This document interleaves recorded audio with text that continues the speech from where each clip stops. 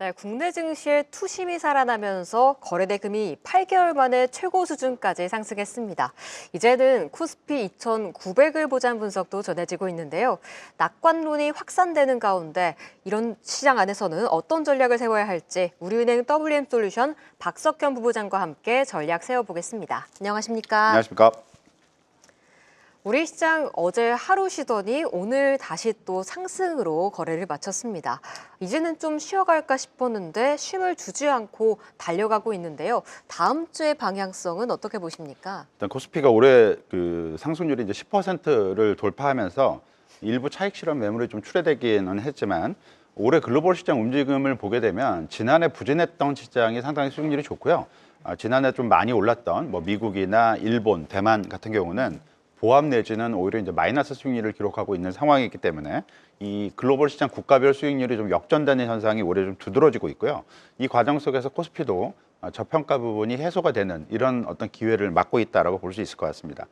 코스피 강세를 주도하는 게 아무래도 지금 삼성전자에 초점이 좀 맞춰지고 있는데 네. 중국 경기 회복이 지금 다소 조금 좀 그 삐그덕거리다가 작년 말 이후에 그 IT 이관신, 그러니까 IT 소비를 약간 도와주는 보조금을 주는 정책, 이 부분이 효과를 내게 되면서 중국 내 IT 제품 재고가 많이 좀 줄었다고 얘기가 나오고 있고요. 네. 이런 부분들이 삼성전자에는 플러스 요인으로 작동을 하고 있기 때문에 당분간 삼성전자 주가가 시장을 견인해가는 효과가 이어질 수 있다라고 볼 수 있을 것 같고, 따라서 대외 환경에 있어서의 어떤 큰 변화가 나타나지 않는다면 코스피의 추가적인 가격 회복 과정, 저평가 해소 과정은 좀 더 진행이 될 수 있다라고 볼 수 있을 것 같고요.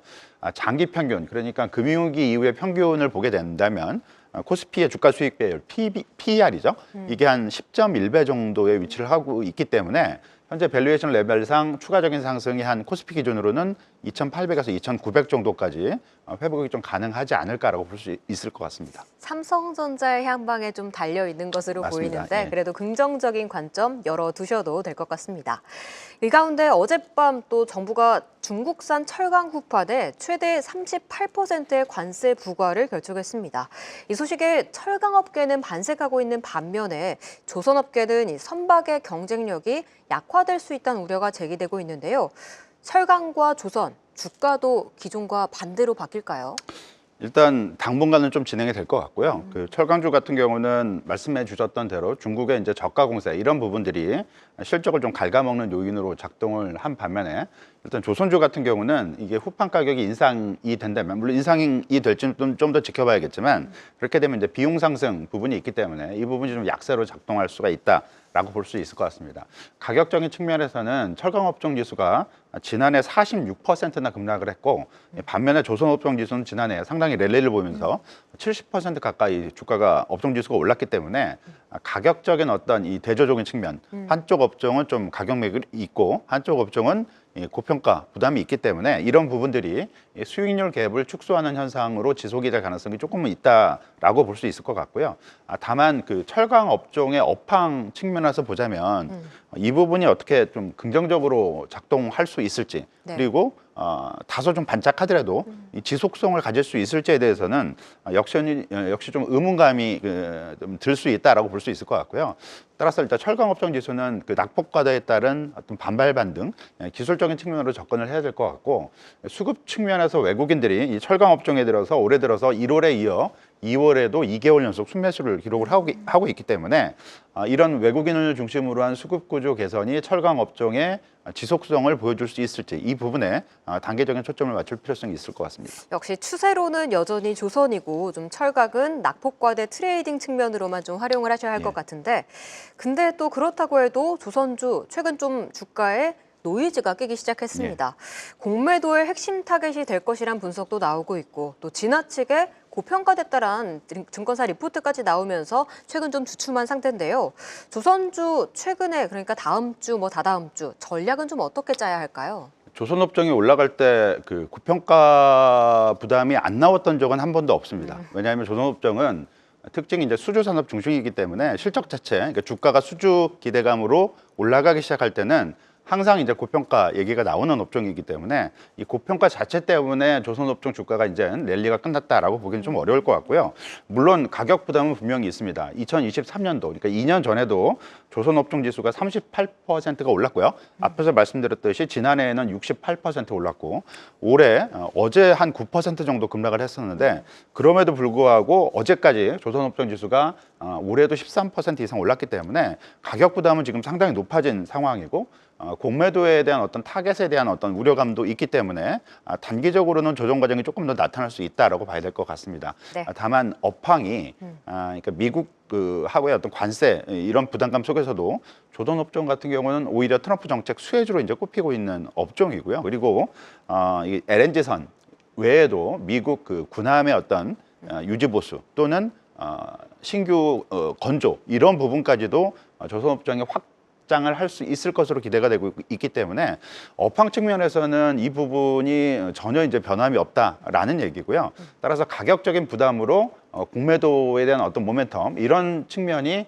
조선업종 주가를 다소 조정 쪽으로 이끌 수는 있어도 추세적인 어떤 흐름은 아직까지는 변함이 없다라고 봐야 될 것 같고 조정폭이 조금 더 크게 나타난다면 오히려 매수 기회, 진입 기회로 볼 수 있지 않을까라고 보여집니다.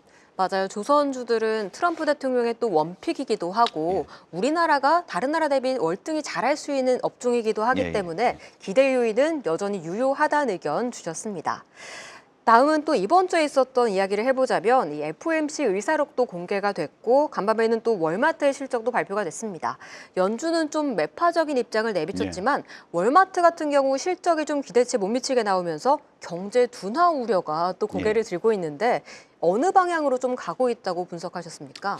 일단 이번에 FOMC 의사록 내용을 보게 되면 상당히 매파적인 어떤 의견이 분명히 비춰졌고요.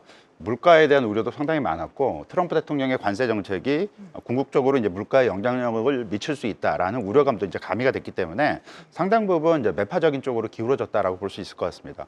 그럼에도 불구하고 미국 국채 금리는 좀 내리는 모습을 오히려 보여줬었는데 이런 국채 금리가 오히려 하락했던 이유는 의사록에서 지금 연준이 자산 축소 그러니까 QT라고 하는 긴축을 실행을 하고 있는데 이 QT 속도를 좀 줄일 필요성이 있지 않겠느냐라는 의견이 개진이 됐고요. 실제 이런 부분들이 연준 내에서 검토가 이루어지고 있다라고 볼 수 있을 것 같습니다.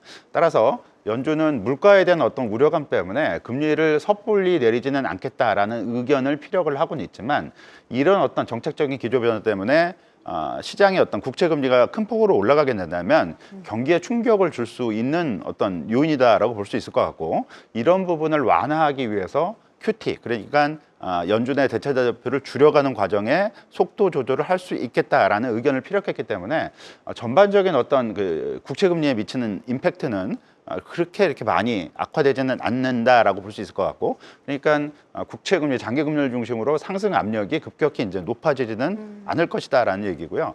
국채 금리가 조금 안정을 보일 수 있다면 미국 소비에 미치는 영향력도 조금 제한적일 수 있지 않을까라고 볼 수 있을 것 같습니다.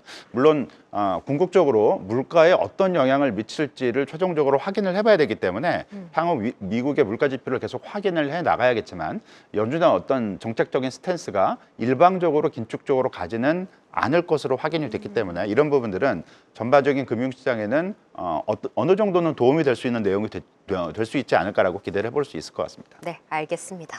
또 그 가운데 다음 주 월요일에는 또 한국은행의 금융통화위원회가 대기를 하고 있습니다.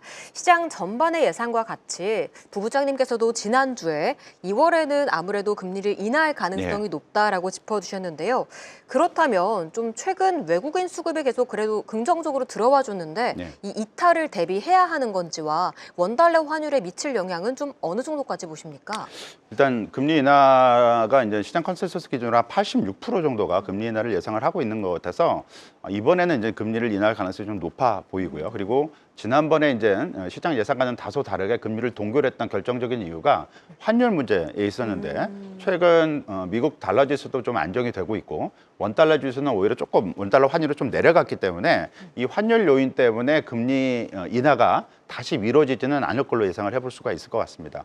이 관건은 시장이 지금 예상하고 있는 올해 금통위 그러니까 한국은행의 금리 결정에 대한 전망은 이번에 금리 인하를 하고 상반기 중에 추가적으로 한 번 더 그리고 하반기에도 한 번 더 인하가 될 것으로 예상이 되고 있는 상황이라서 이번에 금리 인하를 할 때 한국은행이 향후의 어떤 전망치, 그러니까 포워드 가이던스라고 얘기를 하는데 그런 부분을 어떻게 제시할지가 중요할 것 같고요.